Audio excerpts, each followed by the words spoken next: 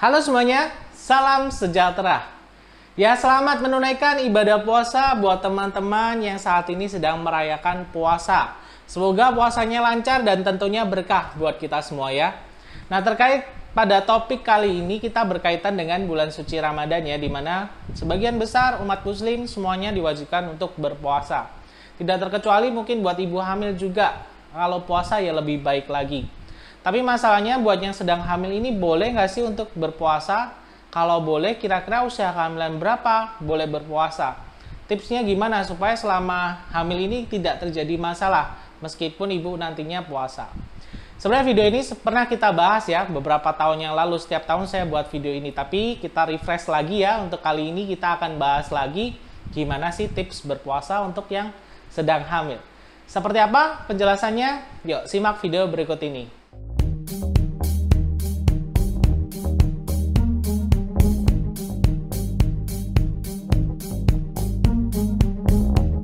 Oke, kita bahas soal puasa pada saat hamil.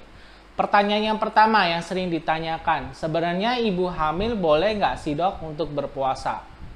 Jawabannya boleh, tapi pastikan dulu bahwa Anda siap secara fisik ya. Terutama ketika hamil kan ada juga perubahan-perubahan yang terjadi. Ibu juga harus memperhatikan tidak cuma kesehatan tubuhnya, tapi juga janinnya dikandung.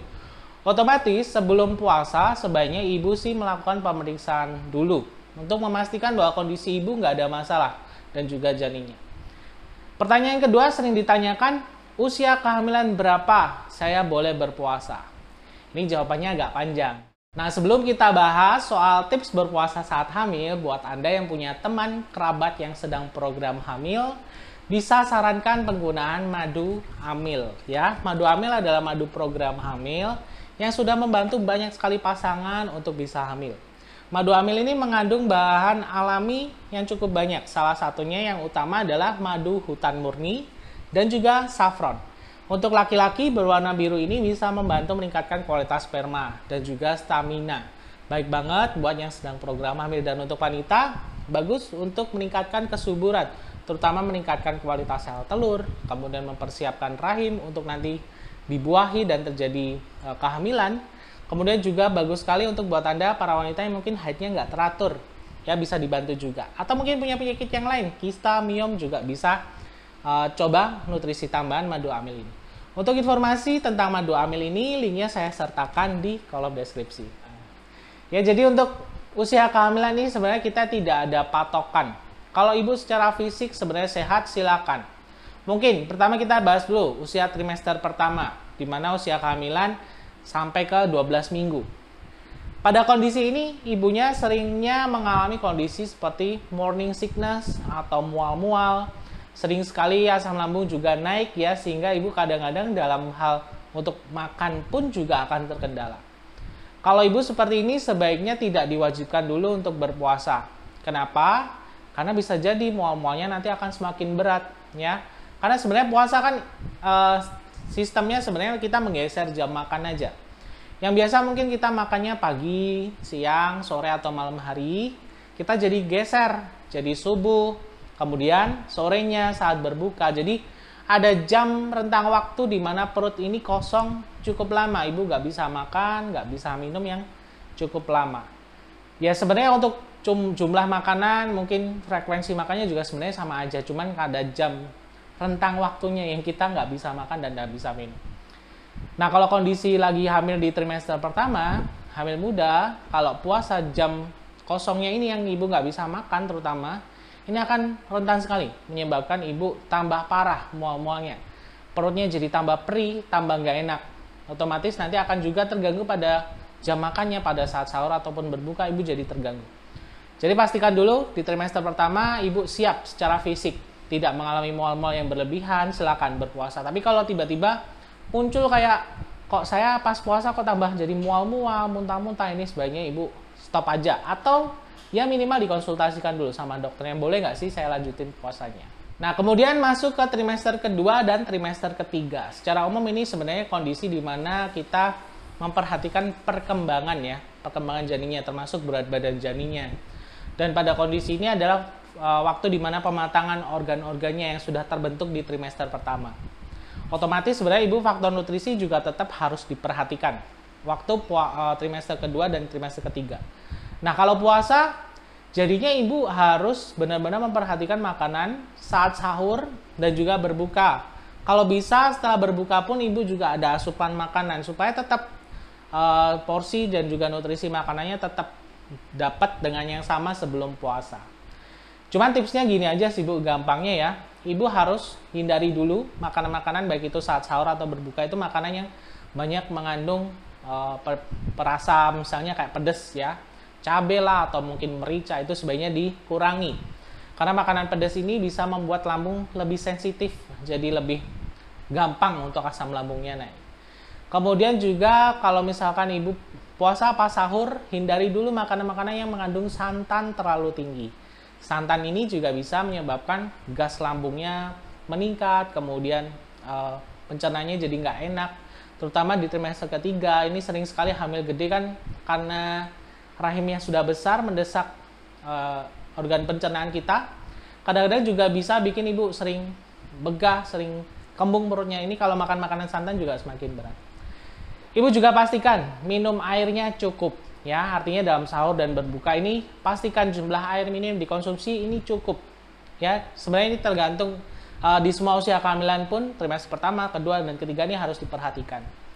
Ini minumnya harus minimal 2 liter per hari kalau lagi hamil ya. Usahakan bisa lebih nggak apa-apa.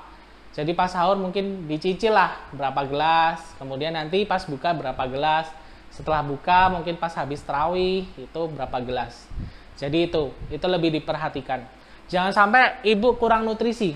Kenapa? Karena ini ada momen-momen di mana penambahan berat janin ini cukup pesat. Kalau ibu nutrisinya kurang, akan berdampak pada janinnya, nanti kecil jadinya. Dan juga ibu minumnya juga harus cukup. Kalau ibu kurang cairan, pada saat ini penambahan cairan tubuh ibu cukup besar, jadi ibu harus cukupi. Kebanyakan kalau kurang, salah satu resikonya adalah ketubannya jadi sedikit jumlahnya. Ini pun juga nggak baik. Makanya ibu harus perhatikan faktor nutrisi dan juga cairan ini. Ya jadi begitu tipsnya, kurang lebih sih kita sebenarnya menggeser jam makan aja dan tentunya perhatikan menu makanannya. Nggak harus makan banyak ya, kalau puasa kita nggak harus apalagi pas sahur langsung makannya banyak biar tahan, itu juga nggak boleh. Nanti lambung bebannya juga semakin berat, makan secukupnya.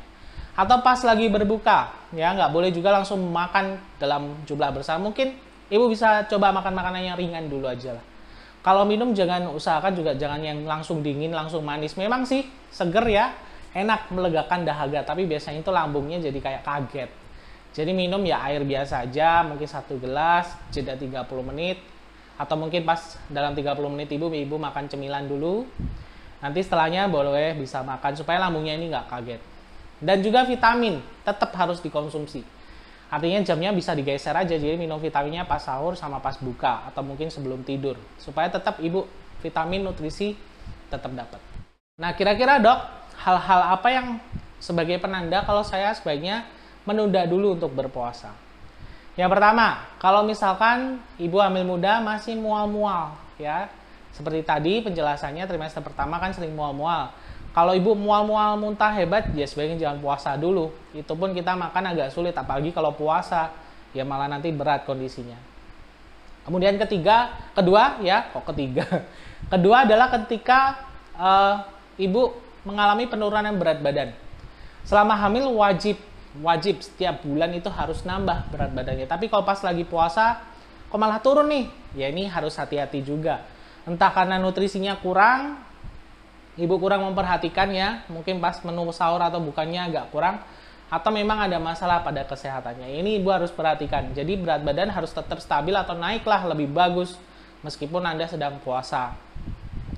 Kemudian ibu jika mengalami keluhan ya seperti mungkin pusing atau sakit kepala, lemas, kemudian rasanya pengen pingsan aja, itu juga salah satu tanda-tanda kalau ibu kurang nutrisi, kurang gula, kurang asupan gula darahnya rendah, atau ibu dehidrasi, kurang cairan. Yang menandakan ibu juga harus stop puasanya.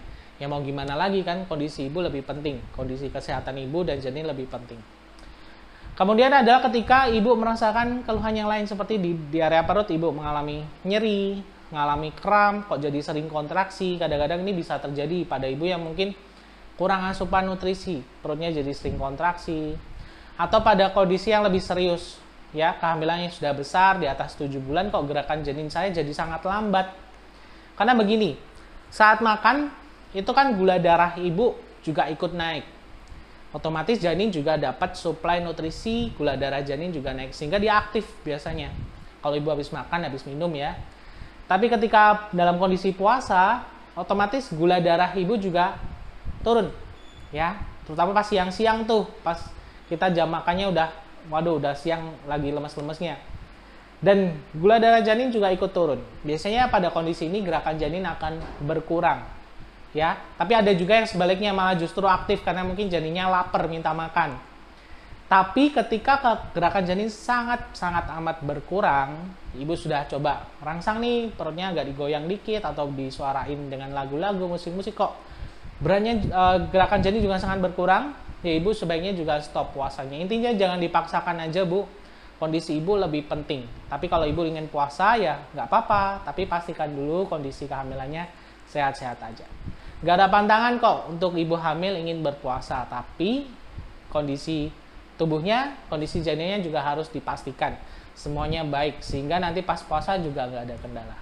Semangat buat ibu yang hamil yang saat ini sedang berpuasa, semoga nanti kedepannya lancar dan tentunya berkah buat ibunya dan juga buat janinnya di kandungnya.